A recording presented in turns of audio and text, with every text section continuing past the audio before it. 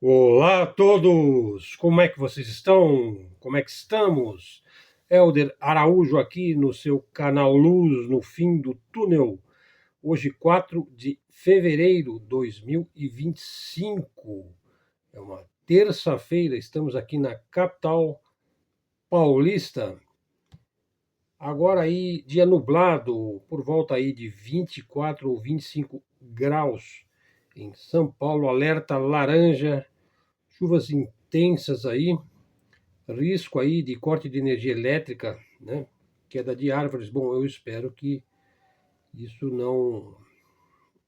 Enfim, a gente sempre espera que o pior não aconteça, né?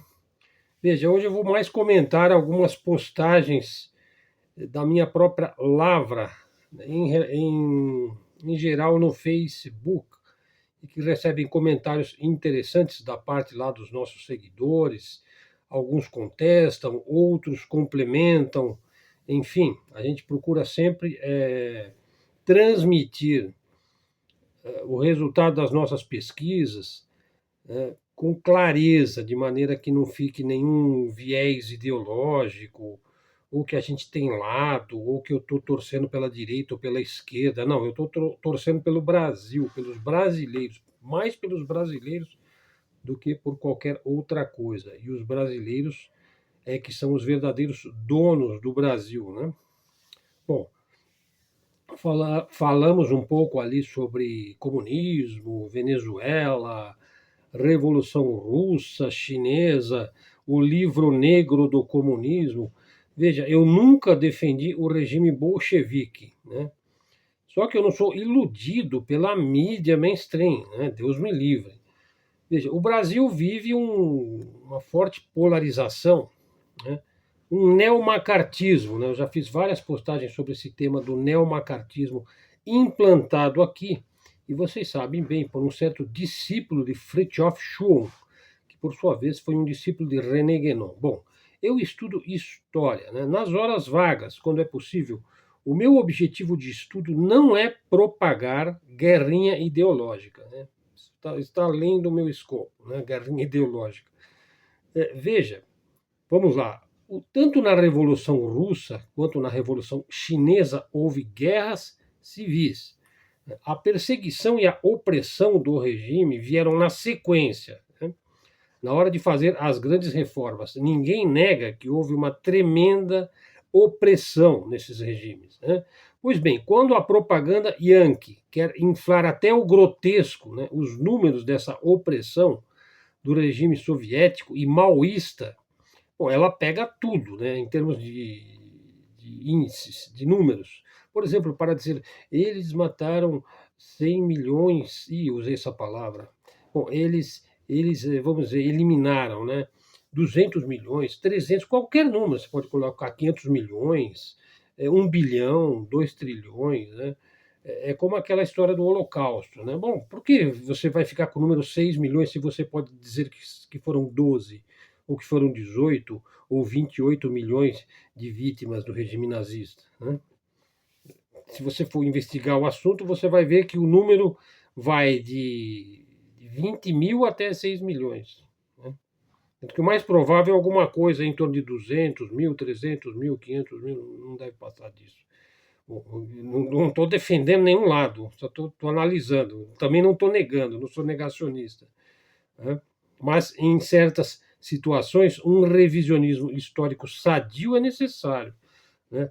Veja, então, quando a propaganda yankee quer inflar até o grotesco os números da opressão do regime soviético e maoísta, ela pega tudo. Pega os números da própria opressão, os números da guerra civil, das doenças, das deserções, das prisões comuns, né, dos crimes comuns, da morte natural das pessoas, da morte por doenças, né? Ela pega tudo e coloca tudo naquele número. Repare, os mesmos que creem na infalibilidade do livro negro do comunismo negam o genocídio em Gaza, perpetrado por yankees e israelenses sionistas. Não lá em 1917, mas agora, né? Veja, ainda falando um pouco aqui da Venezuela, um tema que é sempre extremamente caro, né, à neodireita brasileira. Veja, o comunismo causou a desgraça da Venezuela, foi o comunismo que causou a desgraça da Venezuela? Vamos lá, a desgraça se deu entre 2016 e 2019. Veja, atualmente, e isso você não vai encontrar na CNN, ó, a Venezuela é o país que mais cresce na América Latina. Né? Milhares de venezuelanos estão retornando para a Venezuela. Né? Vamos entender uma coisa. A desgraça da Venezuela não tem nada a ver com comunismo, com esta utopia ideológica, não tem nada a ver com isso. Veja, comunismo é uma palavra gatilho, é uma não explicação para esconder o jogo real entre as potências, que é sempre geopolítico e geoeconômico. E foi por isso que nós fizemos o canal aqui, para explicar essas coisas. Né? Veja, a explicação real é que a Venezuela, vejam só, ela teve o seu ouro confiscado em Londres, teve o seu petróleo sancionado pelos Estados Unidos. A Venezuela tem as maiores reservas de petróleo conhecidas, hein? Sofreu draconianas sanções comerciais da parte do tio Sam. Por quê? Ora, o país se aproximou da Rússia, principal concorrente do tio Sam na área de petróleo e gás. O tio Sam, para variar, ele quer o petróleo da Venezuela, na mão grande. E encontrou um forte empecilho. Né? Quem? Um governante lá que sucedeu o Chávez, que é o Maduro, apoiado pela cúpula militar da Venezuela e escorado, né, no poder de persuasão russa. Né? Só que o país, veja só, dependia 90% da venda do petróleo. Veja, e ficou literalmente no mato sem cachorro, né? Porque toda a sua economia gira em torno do petróleo. Aí o preço do petróleo despenca, o país é sancionado, você vai para o beleléu. Né? Além disso, para se manter no poder, né, ele privilegiou, o Maduro privilegiou gastos com a classe militar, né, para poder se manter, para não cair. E para não entregar o país a um espantalho Yankee, aí, chamado Guaidó. Né? Bom, no auge da crise social, a classe alta caiu fora da Venezuela. Né? Ela tem imóveis fora da Venezuela. A classe média é quem sofreu de fato, quem empobreceu. E a classe baixa, bom, a classe baixa não aconteceu nada, né? Não viu nada de diferente. Né? Aliás, a classe baixa tanto faz, como tanto fez, como aliás sempre acontece com as classes baixas. Né? Bom, agora eles estão saindo da penosa situação através da diversificação da atividade industrial e produtiva. Além disso, voltaram a vender o petróleo para os Yankees a preços de mercado. Né? O Trump está reativando aí as boas relações comerciais, o que não impede que o país continue a ser demonizado na grande mídia. A propaganda ela continua. Né? Ninguém, como os Estados Unidos, faz negócio e demoniza aquele com quem ele faz negócio. Né? Então, é assim que funciona. Né? Bom, aí também um outro ponto aqui, falar aí daquele comediante famoso, né? O comediante mais famoso do mundo, como diz o Caio, o alemão. Né? Veja, boa parte da dinheirama que foi impressa no Federal Reserve, foi aprovada no Congresso e enviada para a Ucrânia, nunca chegou à Ucrânia, né? Mas alimentou guerrilhas, grupos insurgentes, ativistas, jornalistas pagos, mercenários, conluios, né? Por exemplo, Boko Haram na África e vários outros grupos, mantidos pelos Estados Unidos, através da CIA, né? Em vários países, a fim de gerar quedas de governo e caos social. Né?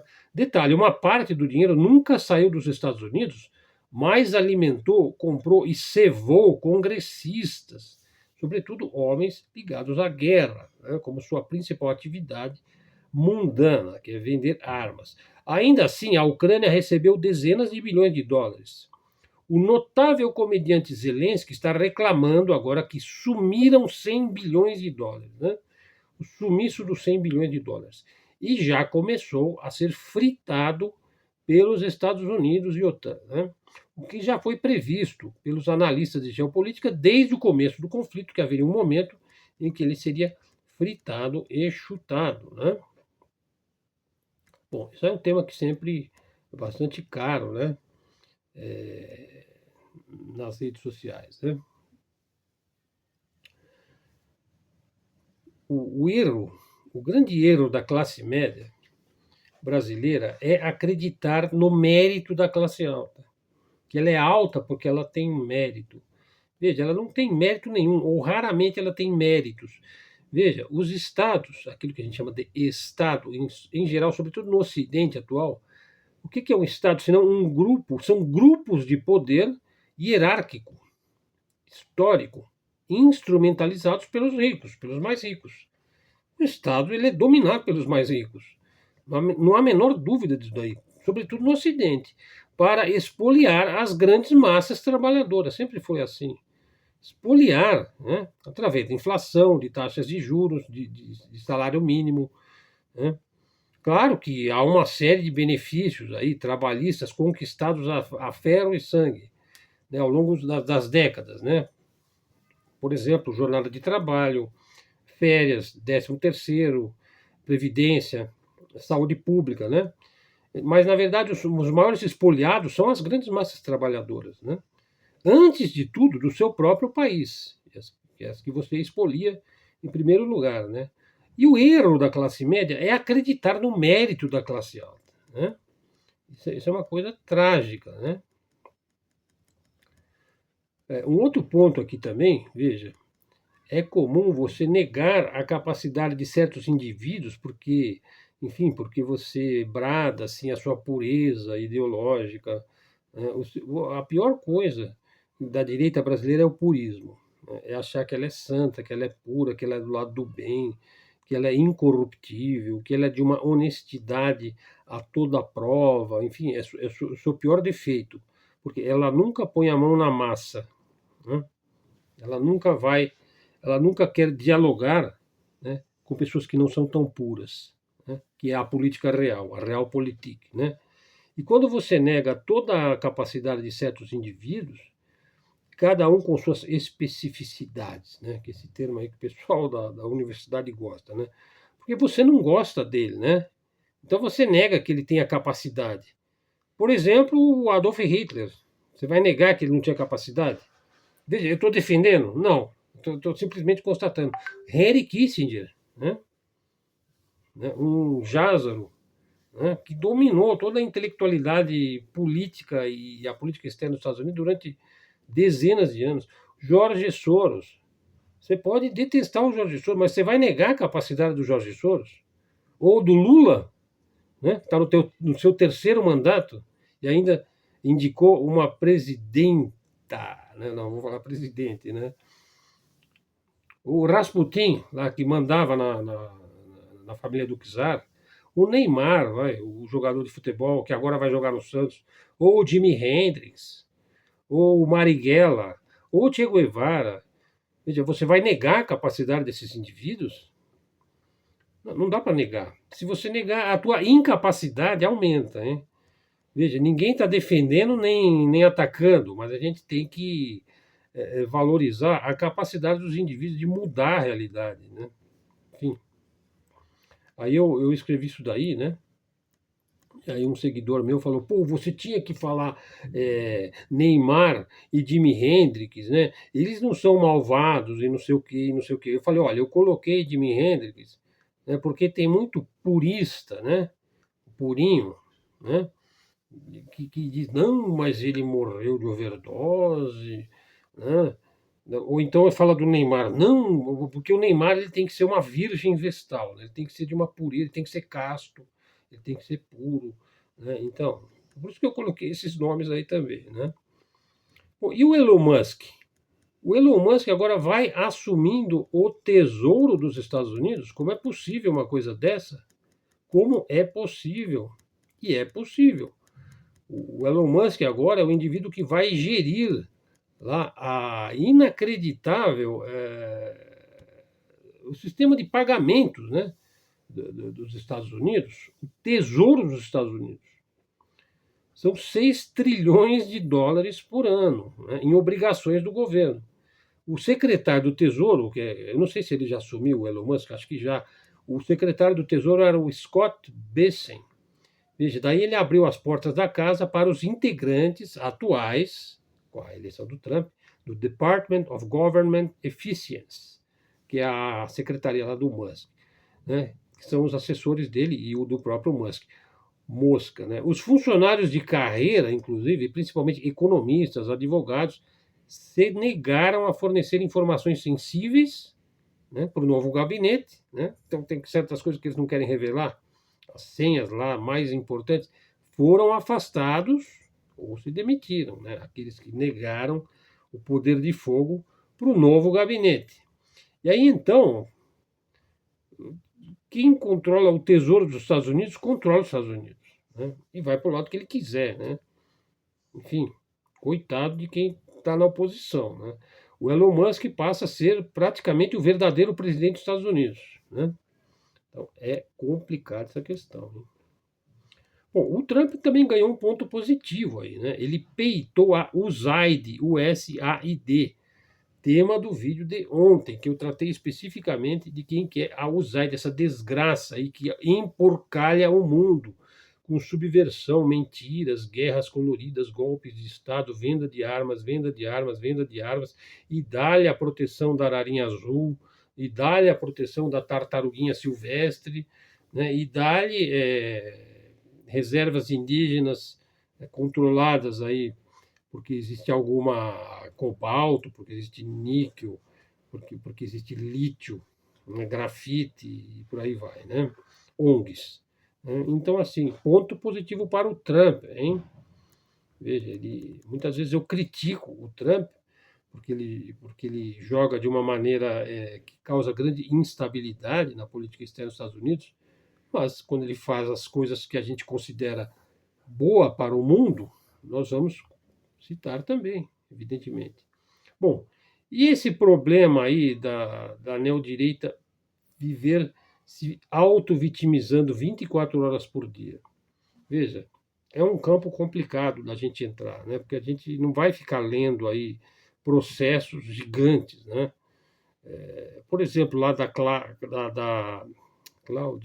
da Zambelli, né? A Zambelli que parece que vai ser caçada, ou já foi caçada, alguma coisa do tipo, né? Daniel Silveira, aquele deputado, o Bob Jefferson, que já até faleceu, Alan dos Santos, que fugiu para os Estados Unidos, Sarah Winter, que jogou bombas lá no STF, Zé Trovão, que organizava aí piquetes, né, de caminhoneiros, o professor Marcinho, Cássio Rodrigues, pencas de seguidores do Bozo, né, do Bolsonaro, né, safadeza tremenda, né, colocar os seguidores numa situação tão difícil, né? E depois ele pega uma dinheirama e vai lá para Miami, né? No final do ano passado, eu achei uma coisa assim realmente terrível, né? O que ele fez. Bom, ao contrário da ladainha do injustiçado, né? Ao contrário do que se diz, essas pessoas todas tiveram amplo direito, ampla defesa, devido ao processo legal. Veja, eu não estou defendendo o STF. É só o que tem que ser, o que está previsto aí na Constituição. Direito a advogado, né, a apresentar recurso, direito a exercer o contraditório lá na frente do juiz, recorrer a instâncias superiores e por aí vai, né? E em quase todos os casos aí, as penas foram atenuadas, ganharam a liberdade assistida, não, a liberdade domiciliar, né? Alguns tiveram que usar tornozeleira, não sei. Mas não diga que são anjinhos perseguidos, pois isso é ofensivo à inteligência. A quantidade de bobagens que bolsonaristas fizeram, e o próprio fez, né? Porque política não é só uma coisa que você faz, sabe? Você peca pelo que você diz. Às vezes o que você fala é pior do que aquilo que você faz. Né? Porque a política ela repercute na opinião pública. Né? E nós não temos um povo exatamente educado, né? Para separar o joio do trigo daquilo que se diz, né? Bom, então assim, a quantidade de porcaria que eles fizeram, acho que não cabe nem na Fossa das Marianas, né? E você sabe, a gente tem alertado nessa coisa de ficar xingando, xingando, xingando, isso não ganha eleição, hein? A incapacidade de agir com inteligência e com comedimento, sobretudo com educação, faz essa pessoa não age com política, ela perde a eleição, hein? Lá em 2026, né? Veja, eu não estou declarando voto em ninguém, né? Veja, essa mentalidade revolucionária, porque o xingamento, né, a coisa de ir para o confronto, muitas vezes nasce de uma mentalidade revolucionária, né. Veja, se essa coisa ideológica, não sai do sujeito, parece que gruda na mente do sujeito. Veja a quantidade de fake news e de xingamentos que cometem num só dia nas redes, é incontável, é um colosso, né. Bom, o vídeo aqui está com 20 minutos, e acho que já está de um tamanho bom, né? Fazer um vídeo mais curto hoje, tá, pessoal? Hoje foi só alguns comentários. Se você chegou até aqui, dê um like aí no nosso vídeo. Verifique se você está seguindo o canal Luz do Fim do Túnel. Saudações aí para os nossos seguidores de Angola, Moçambique, Portugal, né? E Brasil, né? Canal Luz no Fim do Túnel, de mídia alternativa, independente, canal de livre expressão e comunicação. Se você gostou do vídeo, faz um comentário, traga um seguidor para o canal, replique nas suas redes sociais. Se você quiser ajudar o canal, pode fazer um pequeno pix aí, tá na descrição do vídeo. Então hoje foi mais um bate-papo, uns comentários gerais aí, das nossas reflexões aí nas redes sociais. Vamos em frente. Até a próxima. Fiquem com Deus.